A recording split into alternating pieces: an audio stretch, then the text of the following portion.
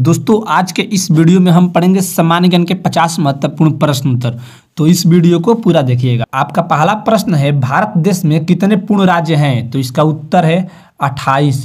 तो आपका दूसरा प्रश्न है, भारत का जनसंख्या में सबसे बड़ा राज्य कौन सा है? तो दोस्तों उत्तर प्रदेश भारत का जनसंख्या में सबसे बड़ा राज्य है। अगला प्रश्न है, क्षेत्रफल में भारत का सबसे बड़ा राज्य कौन सा है? तो उत्तर है राजस्थान। क्षेत्रफल में राजस्थान और जनसंख्या में उत्तर प्रदेश। अगला प्रश्न है, भारत के अंतिम हिंदू राजा कौन थे? तो दोस्तों उत्तर है पृथ्वीराज चौहान भारत के अंतिम हिंदू राजा थे। अगला प्रश्न है, भारत में सर्वाधिक वर्षा किस राज्य में होती है? उत्तर है मेघालय राज्य में। मुगल वंश की स्थापना किसने की थी? तो दोस्तों उत्तर है आक्रांता बाबर ने। अगला प्रश्न है, मुगल वंश का सबसे प्रसिद्ध राजा कौन था? अकबर। मुगल वंश का सबसे प्रसिद्ध राजा अकबर था। भारत का राष्ट्रीय चिन्ह क्या है? तो दोस्तों उत्तर है अशोक चक्र। याद रखिएगा अशोक चक्र।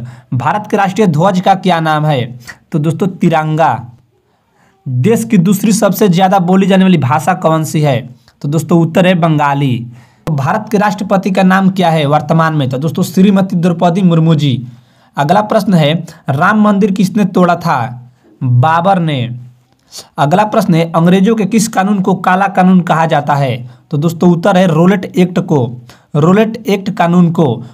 भगत सिंह के साथ किस किस को फांसी दी गई थी? तो दोस्तों उत्तर है राजगुरु व सुखदेव को। राजगुरु सुखदेव और भगत सिंह को एक साथ फांसी दी गई थी। अगला प्रश्न है, देश के पहले गृह मंत्री कौन थे? उत्तर है सरदार वल्लभ भाई पटेल भारत के पहले गृह मंत्री थे। लोधी वंश की स्थापना किसने की थी? उत्तर है बहलोल लोधी ने। लोधी वंश की स्थापना बहलोल लोधी ने की थी। मौर्य साम्राज्य के संस्थापक कौन थे? उत्तर है सम्राट चंद्रगुप्त मौर्य। अगला प्रश्न है, गुप्त वंश की स्थापना किसने की थी? उत्तर है श्रीगुप्त। ताजमहल का निर्माण किसने करवाया था? तो दोस्तों उत्तर है 1632 में मुगल सम्राट शाहजहां ने ताजमहल का निर्माण करवाया था। अगला प्रश्न है, केदारनाथ मंदिर का निर्माण किसने किया था? तो दोस्तों उत्तर है पांडवों ने।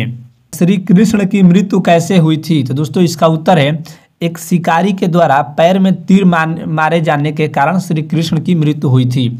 अगला प्रश्न है, भगवान विष्णु के कितने पूर्ण अवतार हैं? तो दोस्तों उत्तर है 10। अगला प्रश्न है, हिंदू धर्म के सर्वोच्च गुरु कौन थे? तो उत्तर है शंकराचार्य।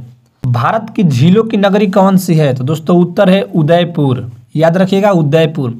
सृष्टि का रचयिता किसे माना गया है? तो दोस्तों भगवान ब्रह्मा को सृष्टि का रचयिता माना गया है। भारत की सिलिकॉन वैली किस शहर को कहा जाता है? तो दोस्तों उत्तर है बेंगलुरु को। बेंगलुरु को। खट्टे फलों में कौन सा एसिड पाया जाता है? तो दोस्तों साइट्रिक एसिड खट्टे फलों में पाया जाता है। फलों का राजा किसे कहा जाता है? आम को फलों का राजा कहा जाता है। भारतीय संविधान में कुल कितनी भाषाएं हैं? तो दोस्तों इसका उत्तर है 22 भाषाएं भारतीय संविधान में भाषाएं हैं। हाई कोर्ट की पहली महिला जज कौन थी? तो दोस्तों उत्तर है फातिमा बीबी। हाई कोर्ट की पहली महिला जज थी। एमटीएस की फुल फॉर्म क्या है? तो दोस्तों उत्तर है मोबाइल टेलीफोन सर्विस। एमटीएस की फुल फॉर्म है। अगला प्रश्न है, आईआईटी की फुल फॉर्म क्या है?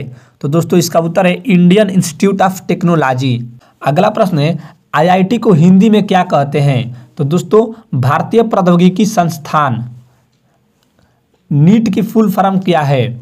तो दोस्तों नेशनल इंस्टीट्यूट ऑफ टेक्नोलॉजी।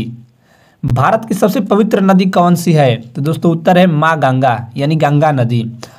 अगला प्रश्न है, गंगा का उद्गम कहाँ से होता है? तो दोस्तों गंगोत्री से। बॉलीवुड में शाहजहां किसे कहा जाता है? तो दोस्तों अमिताभ बच्चन को।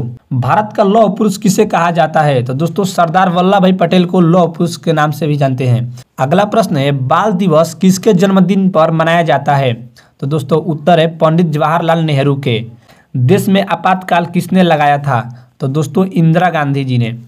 अगला प्रश्न है, देश की प्रथम महिला प्रधानमंत्री कौन थी? इंदिरा गांधी। सिखों के अंतिम गुरु कौन थे? तो दोस्तों उत्तर है गुरु गोविंद सिंह जी। सिखों के अंतिम गुरु थे। सिखों के प्रथम गुरु कौन थे?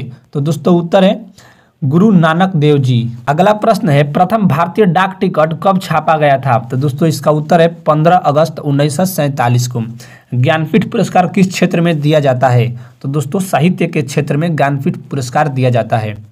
अगला प्रश्न है, मुस्लिम लीग की स्थापना कब हुई थी? तो दोस्तों सन 1906 ईस्वी में।